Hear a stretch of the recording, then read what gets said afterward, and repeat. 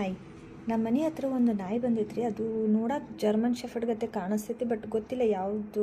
Mostly ಅದು ಇರಬಹುದು ಅಂತ ಅನಿಸ್ತೈತಿ. ದೊಡ್ಡದೈತೆ ನಾಯಿ, ಒಂದು 25 kg ಇರ್ಬೋದು ಅರೌಂಡ್. ತೋರಿಸ್ತೀನಿ ಒಂದು ನಿಮಿಷ.